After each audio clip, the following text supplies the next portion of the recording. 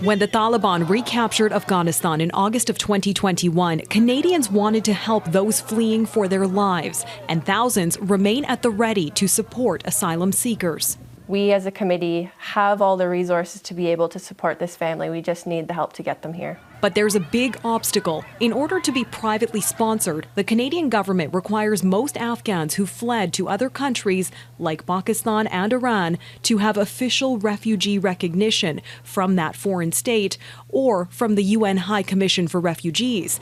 Though they meet the definition of a refugee, official status is something very few Afghans are able to obtain, in part because with that status comes protections from states that are often unwilling to provide them. We've been working with them for over a year. That's why so many sponsors like this church group in London, Ontario, jumped at a temporary federal program that launched on October 17th, waiving the need for that official refugee status, as long as they meet the Canadian government's criteria to be privately sponsored. So we were scrambling over the last 6 weeks to get our applications together. But in those 6 weeks after it launched, the program reached its cap of 3,000 refugees, leaving many like Stephen Watt frustrated and wondering why an arbitrary limit exists when the need is so high.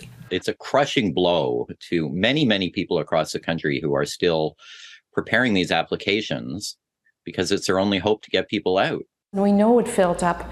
20 minutes, half an hour in, messages came that the inbox was full.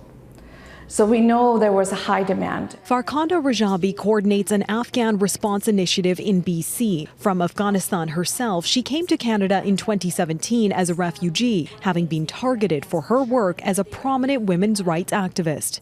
We hope that the government could ease off the requirement for these refugees. Together, these groups are calling on Ottawa to remove the cap, but Immigration Minister Sean Fraser told Global News that's not happening. We don't currently have plans to extend it to further numbers because it would eat away at the allocations that are already committed to other groups who are working to sponsor people as well. Funds are being raised by their family and friends and other caring volunteers. It's not coming out of the government's pocket. So I don't know why you would handicap it with a limit like this. These groups now trying to partner with others across the country to continue appealing to the feds to accept applications under this temporary program for a full year. Neetu Garcha, Global News, Vancouver.